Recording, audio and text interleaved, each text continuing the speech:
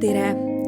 Mina olen Hanna ja täna me oleme juba oma 15. osa juures ja räägime sellest, et kui Jumal kõneleb maha murdes.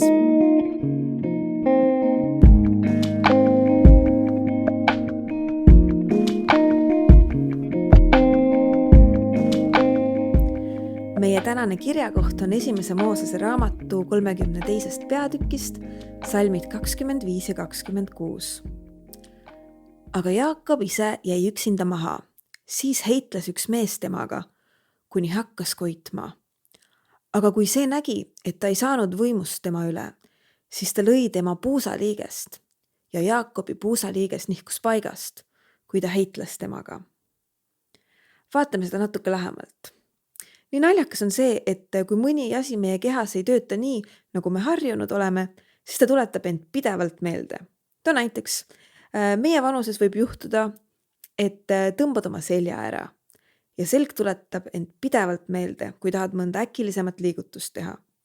Muidu ei mõtlekski üldse seljale, aga nii kui temaga midagi valesti on, saab ta palju rohkem tähelepanu. Jaakob maadles terve öö kellegagi. See pidi olema üks päris intensiivne võitlus. Kuigi piibel ei ütle otseselt, kes see mees oli, võime oletada, et see oli keegi, kes esindas Jumalat.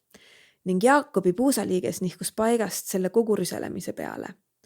Kui juba puusaliiges paigast nihkub, siis jääb inimene lonkama. Ja Jaakob tõenäoliselt lonkas oma elu lõpuni. See tuletas talle meelde, et ta saab loota Jumalale ning mitte üksnes oma jõule. Inimesed on imelikud olendid. Meil on antud palju mõistust, aga ikka juhtub päris tihti, et avastame end olukorrast, kus oleme oma rumalusega tupikusse jõudnud. Mõnikord võib olla see mõni suhe, mis meid hävitab, või töökoht, mis tegelikult ei ole õige, või mõni sõltuvus, mis meid kahjustab, või lihtsalt mõni halb harjumus, mis teeb liiga inimestele meie ümber. Ja meil on nii raske nendest asjadest lahti lasta.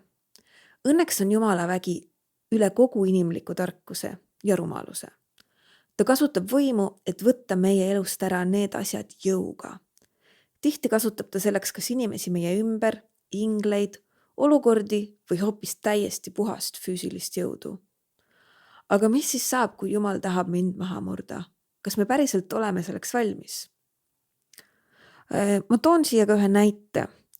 Ma ise ei ole veel oma elus täielikku Jumala maha murdmist kogenud. Või vähemalt seda ma arvasin, kuni hakkasin mõtlema erinevatele füüsilistele õnnetustele, mis mu elus juhtunud on. Ma tegin väga palju bändi ja murdsin oma parema käe randme. Jumal võttis minu elust päriselt ühe bändi ära, aga tagantjärgi vaadates olen ma väga õnnelik, et ta seda tegi. Isegi piinlik tunnistada praegu, mis sorti bändiga tegu oli. Mulle tundub, et Jumal kasutab vahel ka haigust, et meid maha murda.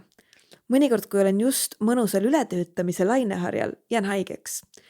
Ja siis pean puhkama ja mõtlema, et mis elus päriselt oluline on. Kas minu ületöötamise surfilainetel tehtud uued trikid või hoopiski tegelikult midagi muud. Ja üldjuhul toob selline järelemõtlemise aeg ikkagi fookuse õigesse kohta tagasi. Ja tänane väljakutse ongi see, palu omale selliseid silmi, et näha asju, mis sulle kahju teevad ja kuula, mida Püha Vaim ütleb. Palvetame ka koos. Kallis Jumal, ma palun, et ma oskaksin oma elus näha asju, mis teevad kahju mulle endale või inimestele mu ümber. Kui ma aga hoian oma silmad suletuna, siis palun tule oma väega ja murra mind, et võiksin olla rohkem sinu sarnane ja et mu elust võiksid kaduda asjad, mis seal olema ei peaks. Las sinu tahe sündida minu elus. Aamen.